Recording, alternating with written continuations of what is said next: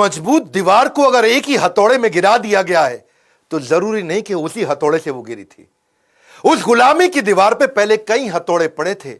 आखिरी हथौड़ा जो गांधी नेहरू ने मारा, जरूरी नहीं कि आजादी उन्होंने दिलाई। लाला लाजपत राय, बाल गंगाधर तिलक, भगत सिंह, चंद्रशेखर आजाद, अशफाक उल्लाह खान, उधम सिंह और नेताजी सुभाष चंद्र बोस, इन्होंने कई चोटें मारी थी जिसके कारण वो कमजोर हो पाई और उसी के बाद हमें आजादी मिल पाई। नमस्कार, मैं Vivek Bindra, founder and CEO बड़ा बिजनेस.com। सारे वीडियो अब खड़े होकर बना रहा हूं हाई पावर मोटिवेशन के साथ। सबको ऐलान कर दो, विवेक बिंद्रा वापस फॉर्म में आ चुके हैं। हथौड़े की चोट वो इतनी इंपैक्टफुल थी कि गुलामी की दीवार को हिला के रख दिया। नेताजी सुभाष चंद्र बोस, पहली बार नेताजी शब्द गढ़ा गया, खुद से नहीं बनाया। दुनिया ने कहा शुरू से शुरुआत करते हैं। बोस, इनका जन्म 23 जनवरी आज के दिन 1897 में हुआ था। कटक जो कि उड़ीसा में है। इनके पिता जानकीनाथ बोस। एजुकेशन इन्होंने यूरोपियन स्कूल से कटक में करी थी। सिक्योर्ड करी इन्होंने सेकंड रैंक 10वीं क्लास में 1913 में, तभी उनका प्रेसिडेंसी कॉलेज में एडमिशन हुआ। एक्सपेल कर दिया गया बाद में उनको प्रेसिडेंसी कॉलेज से, क्योंकि ये थोड़े नेशनलिस्ट थे, एक्टिविस्ट थे। 1916 में इनको निकाल दिया गया। वैसे बता दें आपको, देशभक्ति का जुनून जब सर पे छा जाता है तभी करियर छोड़ के राष्ट्र की सेवा में बड़ा मजा आ जाता है। ब्रिटिश सरकार ने भारत की स्वास्थ्य सेवाओं का बुरा हाल किया हुआ था। इतना बुरा हाल किया हुआ था, इतना नजरअंदाज कर दिया था कि बड़ी बड़ी बीमारियों का अटैक चल रहा था और ये गरीबों की सेवा करना चाहते थे। Plague, cholera, malaria, small pox, chicken pox, influenza, खतरनाक बीमारियां थी। इसी दौरान कोलरा के कारण, कोलरा मतलब हैजा, उसके कारण लगभग 2.5 लाख लोगों की मौत हो चुकी थी। कई बार कोलरा लौट लौट के वापस आ रहा था। चारों तरफ महामारी आ चुकी थी। बुरा हाल था। लाशें ऐसे पड़ी थी जैसे मक्खियां भिन बना रही है, मक्खी मच्छरों की तरह लाशें पड़ी थी।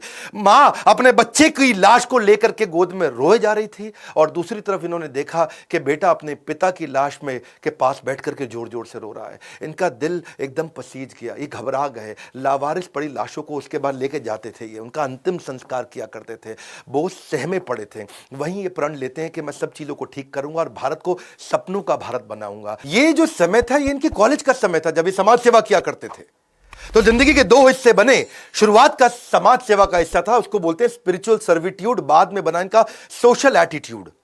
पर समाज सेवा के दौरान भी, उस समय भी ये इतने बढ़िया लीडर थे कि इनको स्टूडेंट काउंसिल का हेड बना दिया कॉलेज में। और वहां पे अंग्रेज प्रोफेसर हुआ करते थे और भारतीय बच्चों के साथ बहुत दुर्व्यवहार करते थे। मिस्टर ओ नाम के एक प्रोफेसर थे, स्टूडेंट को बिना बात के, इंडियन स्टूडेंट को पीट दिया करते थे। इतना पीटते थे उनको, तो ये बात जब नेताजी के पास गई तो ये प्रिंसिपल के पास जाके शिकायत करी कि भाई ये क्यों अंग्रेज प्रोफेसर भारतीय बच्चों को पीट रहे हैं, क्यों? उन्होंने प्रश्न किया तो प्रिंसिपल ने कहा, अच्छा, प्रिंसिपल को बोले माफी मांगने को बोल दो, उनको माफी मांगनी पड़ेगी। प्रिंसिपल ने कहा यार क्यों माफी मंगवा रहे हो, डिपार्टमेंट हेड है, कोई बात नहीं, ऐसा होता रहता है। नेताजी ने कहा मैं स्ट्राइक करूंगा। कुछ नहीं हुआ, फिर इनको स्ट्राइक करनी पड़ी और जब स्ट्राइक करी तो बात अखबारों में आ गई। अखबारों में आ गई तो उनको आके माफी भी मांगनी पड़ी। लेकिन मिस्टर ओ फिर भी नहीं सुधरे, माफी मांगने के बावजूद नहीं सुधरे। वो कई बार और बच्चों को उन्होंने पीट दिया और इस बार जब उन्होंने पीटा तो बच्चों ने उल्टा पीट डाला उनको। फिर बात जब प्रिंसिपल के पास गई तो प्रिंसिपल बोले आपने पीठ पीछे वार किया है। और नेताजी बोले पीठ पीछे नहीं, सामने से वार किया है, कायर नहीं है हम। इस चक्कर में उनको कॉलेज से निकाल भी दिया जाता है। फिर एक कमीशन बनाई जाती है और कमीशन कहती है कि भाई चलो उसको एक बार और माफी मांगने का मौका देते हैं। पर इन्होंने वहां जाके भी माफी नहीं मांगी। इन्होंने कहा गलत के आगे झुकना नहीं है और सही से मुंह मोड़ना नहीं है। सुभाष चंद्र बोस ने कमीशन के आगे माफी मांगने से मना कर दिया। भारतीयों के साथ भेदभाव के खिलाफ इन्होंने बहुत बोला। ये कॉलेज टाइम से करते थे। कमीशन गुस्सा हो जाता है, उसके बाद इनको कॉलेज से निष्कासित कर देते हैं। इस घटना से आता है उनके जीवन में बदलाव जब वो पॉलिटिकल करियर को बिल्ड करते हैं। उनका मानना था कि सबसे बड़ा अपराध अपराध नहीं, अपराध से ज्यादा बड़ा अपराध है कि अन्याय को सहना और गलत के साथ समझौता करना। बहरहाल अब कॉलेज से तो निकाल दिए गए थे तो उनके पिता जो बैरिस्टर थे उन्होंने इनको बुलाया और बोला बेटा सुभाष, जो हो गया, अब एक काम करो, तुम आईसीएस की तैयारी करो, इंडियन सिविल सर्विसेज की। सिविल सर्विसेज मतलब टॉप मोस्ट रैंक। 4 साल की तैयारी लगती थी और उस समय जो पढ़ाई थी वो इंडिया में नहीं थी, लंदन जाके पढ़ना पड़ता था। और 4 साल की तैयारी के लिए इनको लंदन भेजा। इतने बुद्धिजीवी, इतने जबरदस्त बुद्धिमान के 4 साल की पढ़ाई इन्होंने 7 महीने में कर ली और रैंक होल्डर हो गए। 4th रैंक इनको मिली। अमूमन भारतीय उस समय सिविल सर्विसेज में नहीं जाते, इन्होंने अंग्रेजों को पीछे छोड़ दिया। अच्छा, अब ये जब वहां पे रैंक होल्डर बने, इनके मन में क्या है, देश लुट रहा है अंग्रेजों के हाथ में और मैं मौज खाटूं उन्हीं के साथ में। तो इनको बड़ा फील हुआ कि मैं आईसीएस की नौकरी को इन्होंने 1921 में उसी समय लात मार दी और यह घटना जो है जंगल की आग की तरह फैल गई। और अब उसके बाद ये आग की तरह फैल गई। अंग्रेज बड़े हैरान हुए कि भाई पहला आदमी भारतीय जो आईसीएस की नौकरी को लात मार रहा है। किसी को विश्वास नहीं हुआ, पहले कभी किसी ने छोड़ी नहीं थी। इनके पिता ने, बड़े भैया ने, सबने समझाया, पर जब राष्ट्र प्रेम का शोला दिल में घर कर जाता, फिर दुनिया का हर सुख फीका नजर आता है। इन्होंने कहा कि भाई मेरा जन्म देश को लूटने के लिए नहीं बल्कि देश के लिए कुछ करने के लिए हुआ है। तो लोग हैरान हो गए और लोग उनसे मिलना चाहते थे, उनको देखना चाहते थे, उनके विचारों को जानना चाहते थे कि कौन है वो व्यक्ति जिसने मखमलों वाले बिस्तर को छोड़ करके कांटों भरी जमीन को चुना है केवल देश सेवा के लिए। वापस जब ये पानी के रास्ते मुंबई आए तो हजारों हजारों लोगों की भीड़ आ गई। हजारों लोग उनको देखने के लिए आए कि भाई कौन है ये आदमी। तो मुंबई में हजारों लोगों की भीड़ देख के उन्हें एक बात समझ आ गई, छोटी सी आईसीएस की नौकरी को लात मारने में इतने लोगों ने विश्वास किया, अगर मैं मेहनत करूं तो पूरे देश को इकट्ठा कर सकता हूं। उनकी as a leader thinking lateral out of the box, macro thinking थी, बड़ी थिंकिंग थी। महान व्यक्ति की यह पहचान है कि वो भविष्य की परिस्थितियों को, वर्तमान को देखते हुए पहचान लेता है। अब 1928 के दौरान कांग्रेस एक मजबूत आंदोलन बन चुका था और सुभाष चंद्र बोस, गांधी और नेहरू के साथ उनके मतभेद थे पर मनभेद नहीं थे, अंदर से दोस्त थे। वो सम्मान करते थे, गांधी को अपना गुरु मानते थे। उन दिनों लॉर्ड इरविन हुआ करते थे, उस समय के वाइसराय थे। उन्होंने गांधी जी को कन्विंस कर लिया, सहमत करा लिया कि भाई डोमिनियन स्टेटस दे देते हैं, ये भी एक फ्रीडम है। अब आप फ्री हो जाओगे, आपको डोमिनियन स्टेटस मिल गया, आप अपनी सरकार चलाओगे, अपने इलेक्शन करोगे। और उन्होंने इस प्रस्ताव को कलकत्ता अधिवेशन में प्रस्तुत किया कि भाई डोमिनियन स्टेटस ले लो। अच्छा, ये इनको पसंद नहीं आया। सुभाष चंद्र बोले डोमिनियन स्टेटस नहीं चाहिए, मुझको कंप्लीट फ्रीडम चाहिए। उन्होंने इसका कंप्लीट फ्रीडम के लिए बहुत झगड़ा किया, क्योंकि उन्होंने समझाया कि भाई डोमिनियन स्टेटस का मतलब है आप ऑटोनोमस कम्युनिटी तो हो जाएगी लेकिन चलाएगा ब्रिटिश एम्पायर, और पूर्ण स्वराज, कंप्लीट इंडिपेंडेंस का मतलब है कंप्लीट टोटल इंडिपेंडेंस। भाई सरकार अगर भारतीय चलाएंगे और पॉलिसी ब्रिटिश हुकूमत देगी तो डोमिनियन स्टेटस का क्या फायदा। अगर सरकार चलाने और पॉलिसी बनाने दोनों के अधिकार भारतीयों को मिलेंगे, उसी का फ्रीडम हमारे को चाहिए। क्योंकि डोमिनियन स्टेटस का एक ही मतलब है कि आप कोई डिसीजन नहीं ले सकते डिफेंस पे, कम्युनिकेशन पे और फॉरेन रिलेशन पे, लेकिन अगर कंप्लीट फ्रीडम मिल गया तो आप कोई भी डिसीजन ले सकते हो। तो डोमिनियन स्टेटस का प्रभाव ऐसा पड़ता कि भारत अपनी ना तो सैन्य शक्ति पर काम कर सकता था, भारत दूसरे मुल्क के साथ अगर कोई व्यापारिक रिश्ते बनाना है तो वो खुद से कर नहीं सकता, ब्रिटिश असेंबली से जाकर उसको परमिशन लेनी पड़ेगी। तो नेताजी बिल्कुल क्लियर थे, भाई चाहिए तो अपने को पूरा ही चाहिए। भारत खुद से किसी भी तरीके का अगर कानून ही नहीं बना सकता, ब्रिटिश हुकूमत जब चाहे जिसको चाहे, अभी नेहरू तुम हटो, पटेल तुम हटो, ये ब्रिटिश के हाथ में था। उनको नहीं चला कि भाई जब चाहे हटा दे, जब चाहे रख ले। तो कुल मिलाकर के ये इतने बड़े इन्फ्लुएंसर 1928 तक बन चुके थे कि इन्होंने गांधी नेहरू दोनों को कन्विंस कर लिया। और नतीजा ये हुआ कि पिछले साल तो कलकत्ता अधिवेशन में अभी तो बहस ही चल रही थी, अब इन्होंने अगले साल लाहौर अधिवेशन में 1930 के अंदर पूर्ण स्वराज के लिए झंडा फहरा दिया और तय कर लिया भाई इससे कम कुछ नहीं, अपने को कंप्लीट इंडिपेंडेंस चाहिए, कोई डोमिनियन फॉमिनियन नहीं चाहिए। अब जैसे जैसे समय बढ़ रहा था, नेताजी का कद भी बढ़ता जा रहा था। 1939 का समय आया और तब गांधी जी को अच्छा नहीं लग रहा था कि ये थोड़े गरम दल वाले बन रहे थे, क्योंकि गांधी नेहरू वगैरह तो थोड़े नरम दल के थे और ये चाहते थे कि भाई अब दुनिया भर में लड़ाइयां हो रही है तो अब हमें भी लड़ना चाहिए, क्योंकि वर्ल्ड वॉर 2 का टाइम आ गया है। इस समय अंग्रेज कमजोर हो जाएंगे, क्यों नहीं उनको हरा दिया जाए इस टाइम पे, इस टाइम उनको तोड़ा जाए। गांधी बोले नहीं नहीं, मुझे आपका तरीका पसंद नहीं, क्यों ना इलेक्शन करा ले। तो तब प्रेसिडेंट की पोजीशन के लिए इलेक्शन का समय आया और गांधी ने क्या किया, इनको हटाने के लिए उन्होंने अपना आदमी लगा दिया, सीतारमैया।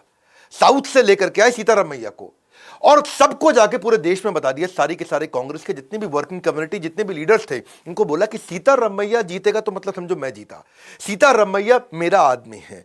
और उन्होंने सीतारमैया के लिए कैंपेन करना शुरू कर दिया। इधर नेताजी सुभाष चंद्र बोस भी उनका आशीर्वाद लेकर के इलेक्शन के लिए आगे बढ़े और जब चुनाव के नतीजे आए तो सब हैरान हो गए।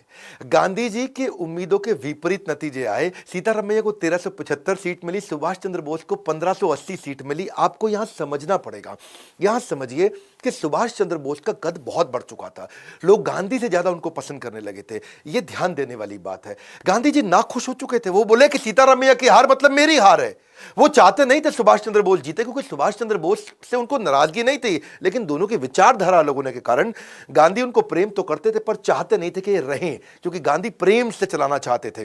गांधी बोले कि इस समय हमारा शत्रु समस्या के अंदर है, वर्ल्ड वॉर 2 की तरफ जा रहा है, तो अब हमारे को उसे तंग नहीं करना चाहिए। सुभाष चंद्र बोले ये क्या तरीका हुआ, जब पूरी दुनिया लड़ रही है तो आप क्यों इधर थप्पड़ मार लो, इधर थप्पड़ मार लो। अब जीत तो गए थे ये, सुभाष चंद्र बोस, लेकिन गांधी ने इन पे प्रेशर डाला कि अब आप रिजाइन कर दो, आप इस्तीफा दे दो। एक सच्चे शिष्य एकलव्य की तरह अपने गुरु महात्मा गांधी के चरणों में आकर के उन्होंने त्याग पत्र दिया। बहरहाल सुभाष चंद्र बोस उनको बोले कि मैं जानता हूं कि हमारे रास्ते अलग अलग हो सकते हैं, पर हमारा मकसद एक ही है। पर अब इनको क्योंकि बाहर कर दिया गया, तो अब कांग्रेस तो उनको सपोर्ट कर नहीं रही थी, क्योंकि ये बाहर हो गए थे। 12 बार इनको जेल में डाला गया। अंग्रेजों ने इनको बहुत तंग किया। ये जब बाहर आए तो इनके घर पे सीआईडी लगा दी और इनके घर पे नजर रखी जा रही थी कि सुभाष चंद्र बोस कुछ करे नहीं। सुभाष चंद्र बोस ने सोचा कि अब देश में बात नहीं बन रही है। इन्होंने कांग्रेस को एनकरेज किया कि आप करते रहो जो कर रहे हो, आप गांधी को सपोर्ट करो। ये इतने इंटेलेक्चुअल थे, इतने बुद्धिमान थे कि ये बाहर निकल आए देश से।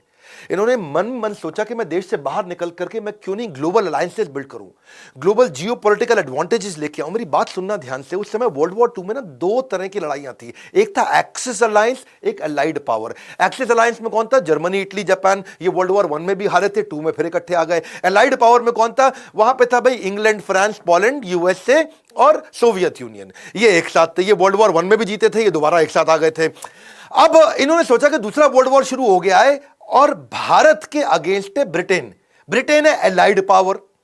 अब ब्रिटेन एलाइड पावर है तो मैं क्यों नहीं एक्सिस में किसी का सपोर्ट ले लूं।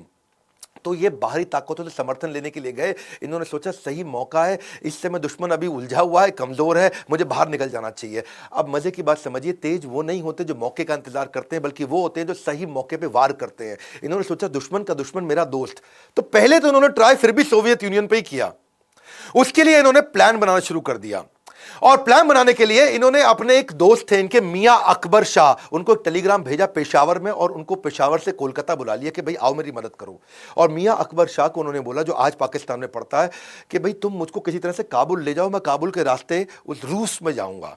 यूएसएसआर हुआ करता था, अभी आज तो रशिया है। तो अपने भतीजे शिशिर थे इनके, उनकी मदद से इन्होंने गाड़ी लिया। गाड़ी में सीआईडी से बचते बचाते पिछली सीट के नीचे लेट के, दब के, छुप के ये निकले। वो उन्होंने उसको कलकत्ता से धनबाद छोड़ा, धनबाद से इनको काबुल और काबुल से मॉस्को जाना था। अब वही है नेताजी सुभाष चंद्र बोस। वहां रविंद्रनाथ टैगोर गाया करते थे कि जोरी तोरो डाक सुने क्यों।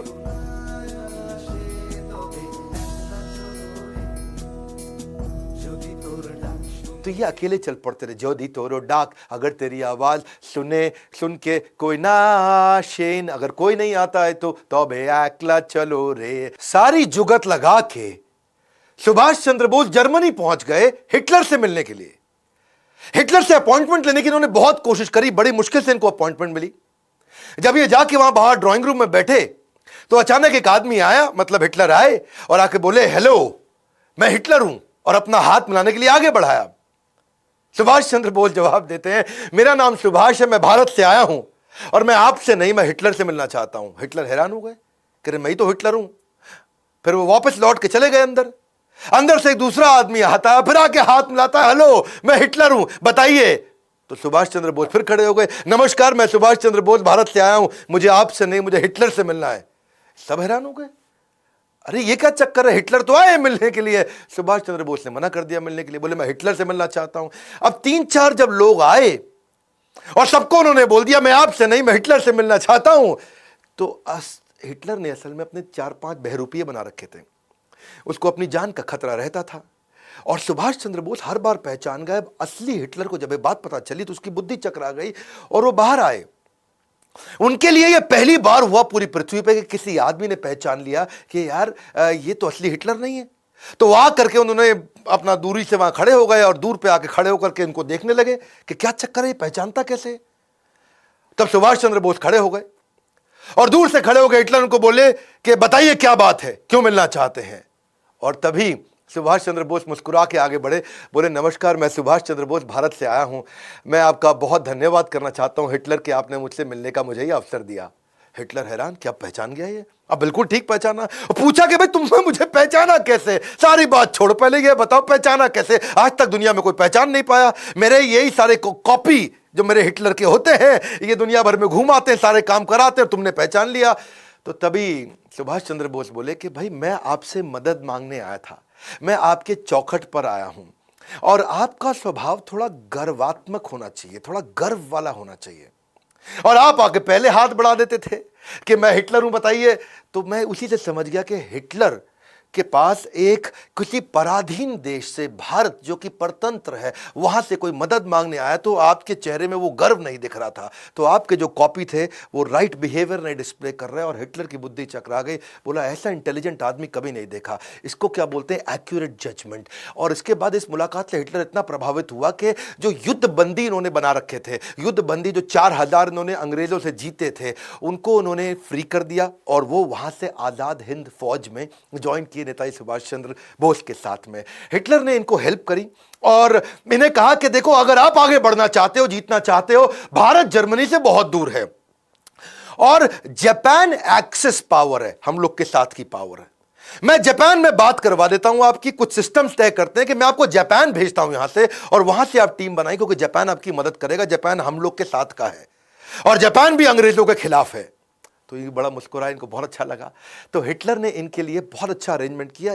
आप समझ सकते हैं, बाकी लोग भारत में ज़्यादा पढ़े लिखे नहीं थे, लेकिन ये दुनिया भर में इंटरनेशनल अलायंसेस बिल्ड कर रहे थे। अंग्रेजों को भी पता लग गया अब तक कि ये इस समय जर्मनी में है, और वहां से इन्होंने पूरी तैयारी करी। इनको हिटलर ने अपनी एक प्राइवेट बड़ी पनडुब्बी दी, जिसमें इन्होंने जो जर्मनी की नौसेना की बड़ी पनडुब्बी थी, और उसमें 90 दिन लगने थे। वो जहां पानी के ऊपर, पानी के नीचे सब तरह से ट्रैवल कर सकती थी। उससे इन्होंने इनको सुमात्रा द्वीप में भेजा, जो आजकल इंडोनेशिया का आइलैंड है, उसको जापान ने जीता हुआ था और जापानी सेना के कब्जे में था। ये वहां पहुंचे, हिटलर की मदद से पहुंचे, हिटलर के कारण पहुंचे। इमेजिन, हिटलर को भी इन्फ्लुएंस कर पाए। सुमात्रा से फिर ये, जो कि जापानीज आइलैंड है, अभी इंडोनेशिया के पास है, वहां से प्लेन से टोक्यो पहुंचे। और वहां पहुंचने के बाद ये जानते थे कि जापान एशिया के अंदर अपना वर्चस्व के लिए लड़ाई कर रहा है। तो जापान के प्रधानमंत्री को जाके इन्होंने इन्फ्लुएंस किया। ऐसे इंटेलिजेंट लीडर्स नहीं थे जो इतने पढ़े लिखे थे, इतने इंटेलिजेंट थे। वहां जाके प्रधानमंत्री को साथ में बिठाया और उनको क्या बोला, देखिए भाई साहब, हिदेकी तोजो, एक बात समझ लीजिए कि एशिया तो एशियाई लोगों का होना चाहिए ना, एशिया में बाहर के गोरे कैसे आ गए। वो बड़ा मुस्कुराए, क्या जबरदस्त आदमी है, बात तो ठीक कह रहा भाई, एशिया तो एशियाई का होना चाहिए। तो हिदेकी को ये बात अच्छी लगी। फिर उन्होंने कहा कि भाई आपके भगवान बुद्ध है और हमारे यहाँ भी तो भगवान बुद्ध ही हैं, हमारे लिए कितने पूजनीय है, उस लिहाज से तो हम भाई भाई हो गए। और वो बड़ा इंप्रेस हुए जापानी प्रधानमंत्री। उन्होंने जाके पार्लियामेंट में अनाउंस कर दिया कि हम सुभाष चंद्र बोस को पूरी मदद करने को तैयार है। भारत की आजादी की लड़ाई में जापान उनके साथ में। सुभाष चंद्र बोस जानते थे कि इनका इस समय सिंगापुर के साथ झगड़ा चल रहा है, सिंगापुर में अटैक कर रहे हैं, और सुभाष चंद्र बोस को मालूम था कि अंग्रेजों की सेना सिंगापुर में थी। वहां 85,000 ब्रिटिश सैनिक थे, जिसमें से 45,000 तो इंडियन थे। तो इन्होंने पहले से एक योजना बना रखी थी, जिसमें जापानीज को ये मैसेज दे रहे थे कि जब तुम सिंगापुर में बम गिराओगे, वहां पर्चे फेंक दो, हर बम के साथ पर्चे फेंको ऊपर हवाई जहाज से, और हर पर्चे में लिखो, हिंदी में भी, तमिल में भी, अंग्रेजी में भी, कि तुम भारतीय कब तक अंग्रेजों का गुलाम बन के उनके साथ लड़ते रहोगे, तुम भारतीय कब तक अंग्रेजों का गुलाम। अब वहां पर जितने भी सिंगापुर में सैनिक थे जो भारतीय, वो पर्चा पढ़ लेते थे और वहां पे अंदर विद्रोह चालू हो गया। इनकी रणनीति सुभाष चंद्र बोस की प्रधानमंत्री जापान के साथ में मिलकर काम आई। अटैक की रणनीति, इनको वहां सफलता मिली। और अब इमेजिन करिए, जापानीज प्राइम मिनिस्टर तक को इन्फ्लुएंस कर दिया, उनको तक एक योजना समझा दी सिंगापुर पर अटैक करके। सिंगापुर अब सिंगापुर जापान का हो गया था। अब जैसे ही वो उनका हुआ, प्रधानमंत्री भी इनसे खुश थे। तो वहां जो 45,000 ब्रिटिश आर्मी के अंदर इंडियन सैनिक थे, उनको जापानीज ने इनको वापस कर दिया, सुभाष चंद्र बोस को, और वहां से तैयार हुई पूरी आर्मी। रास बिहारी बोस जो वहीं पे इंडियन लोगों को तैयार किया करते थे, उनके माध्यम से नेताजी सुभाष चंद्र बोस को सौंप दिया गया, और अब तैयार हो गई आजाद हिंद फौज। यहां से अंग्रेजों को पता लगने लगा कि ये बहुत बड़ी तैयारी कर रहा है। जापानी सेना बर्मा को जीत चुकी थी, अब बर्मा में कब्जा इनका था, जापानीज का। इन्होंने कहा कि भाई अब बर्मा के रास्ते भारत में घुसेंगे, और प्राइम मिनिस्टर ने पूरा सहयोग किया। नागा पहाड़ियां, यानी कि नॉर्थ ईस्ट जो नागालैंड है, वहां से मैदानी इलाकों में जाएंगे, पहले पहाड़ों पे जाएंगे, वहां से मैदानी इलाकों में जाएंगे। अप्रैल 1944 में आजाद हिंद फौज, जो ये सिंगापुर से अपनी टीम तैयार करके आए थे, बर्मा से टीम तैयार करके आए थे, ब्रिटिश सेना को खदेड़कर मणिपुर में जाकर के पहली बार तिरंगा डाला। पूरा देश पूरा हिल गया उस समय। एक बात आपको बता दें, मानते तो दिल से गांधी भी थे, कि हमारा देश अनडिवाइडेड रह सकता था। क्या कहते हैं कि अगर आप किसी को जोड़ना चाहते हो ना अपने साथ, तो उसे केवल गले नहीं दिल से लगाना चाहिए। क्योंकि गांधी ये जानते थे कि जिन्ना कितना भी शोर मचा ले, सारे हिंदू और मुसलमान अगर किसी एक लीडर को इकट्ठे मानते थे तो वो थे सुभाष चंद्र बोस।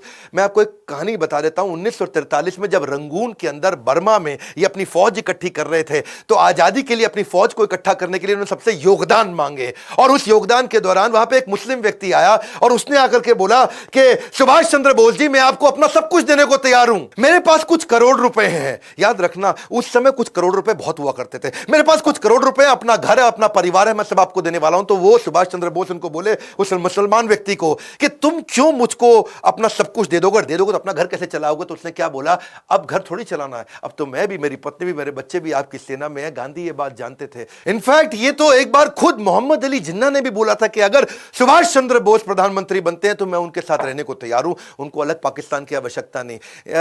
मैं आपको ना ऐसे बताऊंगा कि गांधी की उन्होंने रिस्पेक्ट फिर भी जीवन भर करी। सिंगापुर में जब वो तैयारी कर रहे थे, तब वहां से भी एक रेडियो के अनाउंसमेंट में उन्होंने बोला कि गांधी जी राष्ट्रपिता हैं। लेकिन इंडिया में एक्सेप्टेंस सुभाष चंद्र बोस की बहुत बड़ी थी। वो इतनी बड़ी थी कि वास्तव में अगर 1945 में वो जीवित होते ना, तो चांसेस थे कि इनको राष्ट्रपिता की उपाधि मिल जाती। पहले प्रधानमंत्री तो ये पक्का बनते ही बनते। उसके कारण क्या है? क्योंकि इनसे ज्यादा बुद्धिमान व्यक्ति, इंटेलेक्चुअल जीनियस, इनसे ज्यादा विजनरी, जो दूर तक सोच सके, क्योंकि बाकी सब तो ऑपरेशंस में हिंदुस्तान में लड़े रहे, ये पूरी दुनिया का अलायंसेस लेके आते रहे। इनसे ज्यादा इकोनॉमी को समझना, इंडस्ट्रियलाइजेशन को समझना, ब्यूरोक्रेसी को समझना, सोशल सिविक्स को समझना, डिप्लोमेसी, इंटरनेशनल अलायंसेस, जियो पॉलिटिकल पार्टनरशिप, इनके पास शायद बुद्ध आदित्य योग था। बुद्ध आदित्य योग ये वो योग होता है कि आप जब भी कुछ कहें तो पूरी दुनिया आपकी बात माने। ये जहां जो बोलते रहे, दुनिया इनकी बात मानती थी। चांसेस थे कि अगर ये रहते तो उसके बाद पाकिस्तान बनता ही नहीं, पाकिस्तान भारत में ही होता। मैं फिर बता रहा हूं आपको, क्योंकि गांधी ये बोलते थे कि ये अनडिवाइडेड चाहते थे, और जिन्ना अगर कंट्रोल में आते तो केवल इन्हीं के कंट्रोल में आते, सुभाष चंद्र बोस के। जिन्ना और तो किसी की नहीं सुनते थे। पर दुर्भाग्यवश हुआ ये कि पीछे 1945 आ चुका था। वर्ल्ड वॉर में अमेरिका ने हिरोशिमा नागासाकी बॉम्ब डाल दिया जापान में। जापानीज लोग पीछे हो गए। लेकिन क्या आजाद हिंद फौज की याद है हमें कुर्बानी? भले ही इतिहासकारों ने नहीं लिखी इनकी कहानी, जितना कर सकते थे उससे बहुत ज्यादा सपोर्ट किया जापान ने, पर अब उसने सारा सपोर्ट वापस खींच लिया, क्योंकि संभव था ही नहीं। नेताजी सुभाष चंद्र बोस, इन्होंने पहले ऐसे व्यक्ति थे जिन्होंने महिलाओं की भी ब्रिगेड बनाई। झांसी की रानी लक्ष्मीबाई के नाम पे वो ब्रिगेड तैयार करी थी। अब इन्होंने नॉर्थ ईस्ट से सारे की सारी अपनी टीम को थोड़ा वापस बुलाया, क्योंकि पीछे से हमारे को आर्म्स, एम्युनिशन, खाना, वो सारी सप्लाई रुक गई थी। अब सुभाष चंद्र बोस जी इस समय ऑल्टरनेट प्लान को बिल्ड कर रहे थे। तो इन्होंने क्या सोचा, वियतनाम जापान के पास ही था, तो ये वहां से फ्लाइट लेकर के मॉस्को जाना चाहते थे। वर्ल्ड वॉर 2 लगभग खत्म हो चुका था हिरोशिमा नागासाकी के बाद। तो उन्होंने प्लान किया था यूएसएसआर के साथ मैं नए अलायंसेस बिल्ड करूंगा, कुछ नई स्ट्रैटेजी लेके, नई योजना से। जब वहां जाने लगे, अब वियतनाम से मॉस्को जाते वक्त खबर ऐसी आई कि ताइवान, रास्ते में ताइवान के एयरपोर्ट के पास उनका जहाज क्रैश हो गया और उसमें देहांत हो गया। खैर, इसमें बहुत सारी बातें थी, वो उनका देहांत हुआ कि नहीं हुआ इसकी बात बाद में करूंगा। पर भारत में अंग्रेजों ने हमारी सारी लीडरशिप को उठा लिया, पकड़ लिया। वो क्राइम वॉर के तहत हमारे यहाँ के जो आर्मी के अधिकारी थे, जो आजाद हिंद फौज के थे, उनको सबको पकड़ा उन्होंने, और देशद्रोह के आरोप में उन पे मुकदमे चलाने लगे। यहाँ पे नेताजी अब तक बहुत काम कर चुके थे और पूरी दुनिया में खबर फैल चुकी थी कि उनका देहांत हो चुका है, अब वो जीवित नहीं है। अब ये थोड़ा मनोबल टूट रहा था, लेकिन गुस्सा भी बहुत बढ़ रहा था। इनके जो 3 सबसे इंपॉर्टेंट सीनियर लीडर्स थे, जिसमें शाहनवाज हुसैन, गुरबख्श सिंह ढिल्लों, ये पंजाबी थे, और पीके सहगल, ये तीनों के करेज ऐसे थे कि जब इनको अंग्रेजों ने दिल्ली में बुला के तंग करना शुरू किया, और इन्होंने बड़ी मजबूती के साथ बोला कि हम आजाद हिंद फौज के लिए लड़के हमने ठीक किया, तो वहां पे ये बातें अखबार में आनी थी, अखबार में आ गई। अब नेताजी सुभाष चंद्र बोस का देहांत हो गया, यहां ये सब पकड़े गए, तो ये गुस्सा भारत में बढ़ने लगा। कैसे नेताजी सुभाष चंद्र बोस सबसे बड़े कंट्रीब्यूटर माने जाएंगे हमारे देश की आजादी के लिए, ये आपको ऐसे पता चलेगा कि तुरंत अगले हर हफ्ते में नई नई खबरें आने लगी। रॉयल नेवी जो थी, जो ब्रिटिश की नेवी थी, ब्रिटेन की नेवी, वहां पे अंदर से ही बगावत होने लगी। जितने भारतीय सैनिक थे रॉयल नेवी के पास में, सबने बोल दिया अब हम तुम्हारे साथ में नहीं है।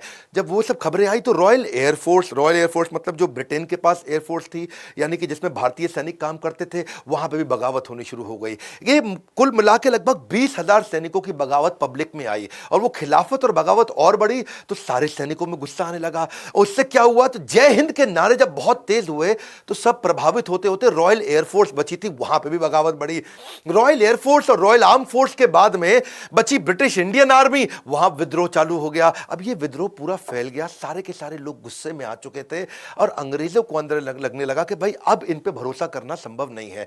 भारत में ब्रिटेन की जो आर्मी थी, सुनिएगा, भारत में जो ब्रिटेन की आर्मी थी वो केवल 40,000 लोगों की थी, इंडियन सोल्जर 25 लाख थे। अब वो 40,000 जरा से और भारतीय सैनिक 25 लाख, वो 25 लाख को ये 40,000 कंट्रोल करते थे। अब वो 25 लाख तो छोड़ो, अब इस विद्रोह के बाद वो 25,000 के साथ भी लड़ने लायक नहीं बचे थे ब्रिटिशर्स। वहां दुनिया भर में लड़ाई करके आ चुके थे वर्ल्ड वॉर 2 के बाद में। अब इनको लगा कि हमारे 40,000 और इनके 25 लाख, इनके 25 लाख से लड़ने के लिए हम 40,000 को क्या 4 लाख कर सकते हैं, क्या हम दोबारा इंग्लैंड से मंगा सकते हैं सेना। अब वर्ल्ड वॉर 2 के बाद वो पॉसिबल था नहीं, तो वो उनके लिए था बड़ा काटा। फिर इन्होंने सोचा कि भाई इन 25 लाख को हम तनख्वाह भी दिए जा रहे हैं और ये रिवोल्ट भी किए जा रहे हैं, तो इन्होंने उनको डीकमीशन करना शुरू किया। इनको भाई निकालो, अब इनको तनख्वाह देनी बंद कर दो, इनको बाहर कर दो। और जब उनको डीकमीशन किया, क्योंकि सैलरी कॉस्ट भी बहुत ज्यादा थी, पैसा इनके पास था नहीं और लोग ला नहीं सकते थे, अब यहां पे विद्रोह और बढ़ गया क्योंकि भाई उनको नौकरियों से निकाले जाने लगा। अब नौकरी से निकाला और विद्रोह बढ़ गया, जो अंदर बचे थे वो भी विद्रोह कर रहे थे,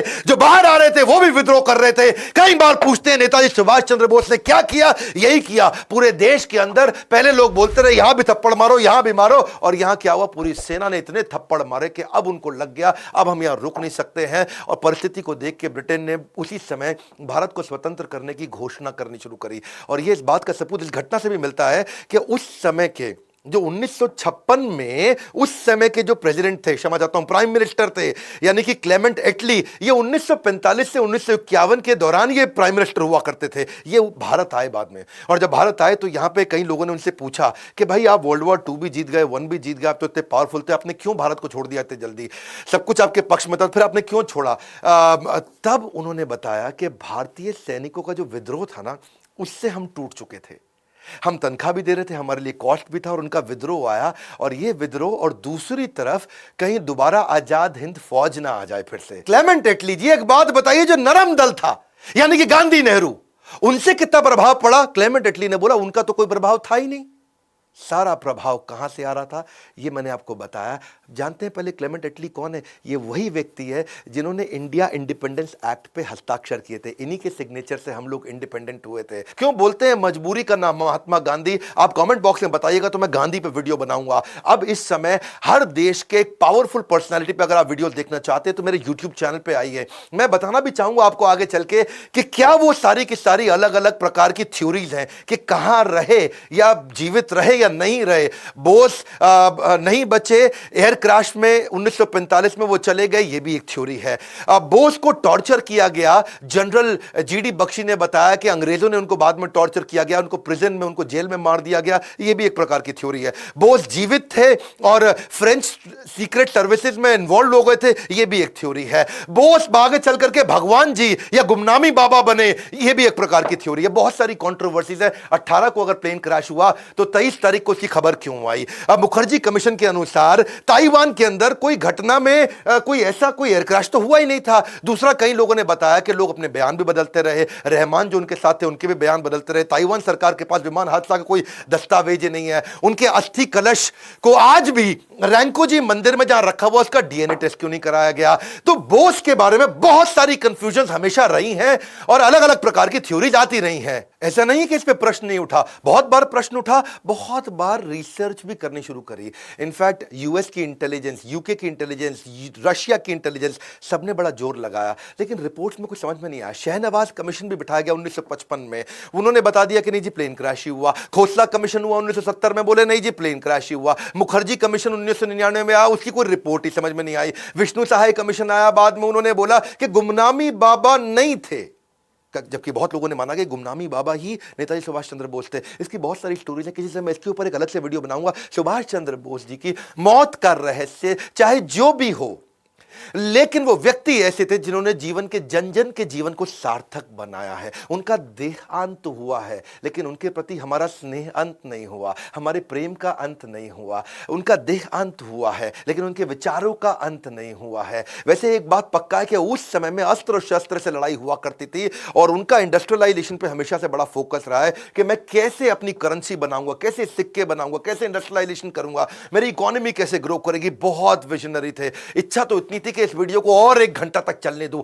इतना कुछ मैं बताना चाहता हूं कि वो रीइंकार्नेट कर सके, हम उनके इस विजन को उस लीडरशिप में डाल सके। लेकिन आज अस्त्र शस्त्र की लड़ाई नहीं है, आज लड़ाई मार्केट शेयर की है। आपको भी सीखना होगा कि आप अपने बिजनेसेस को एक्सपैंड करके दुनिया भर में अपनी कंपनीज को कैसे ग्रो करें, कैसे आप अपने बिजनेसेस को, अपने आइडियाज को, अपनी वेल्थ को दुनिया भर में लेकर के जाएं और वहां से बिजनेस को वापस इंडिया में, वहां से ग्लोबल रेवेन्यू को इंडिया में लेकर के आए। आपको भी ग्रो करना है। और ये चैनल मेरा फ्री लर्निंग यूनिवर्सिटी अब बदल चुका है। मैं पूरे जोश के साथ वापस आ चुका हूं। शेयर करिए इस वीडियो को, शेयर करिए, दबा के शेयर करिए। बताइए लोगों को कौन थे नेताजी सुभाष चंद्र बोस जिनके कारण आजादी मिली। केवल गांधी नेहरू के बारे में नहीं, ऐसा नहीं कि मैं उनका सम्मान नहीं करता, उनके बारे में भी वीडियो जरूर बनाऊंगा। आप प्लीज लाइक करिए। मेरी बहुत मेहनत जाती है इन वीडियोस को बनाने में, बहुत एफर्ट जाता है इन वीडियोस को बनाने में। नए आए तो जरूर सब्सक्राइब करिए और वीडियो को शेयर करते रहने के लिए, हमारे साथ जुड़े रहने के लिए आप सबका मुस्कुराहट के साथ प्रेम पूर्वक बहुत बहुत धन्यवाद।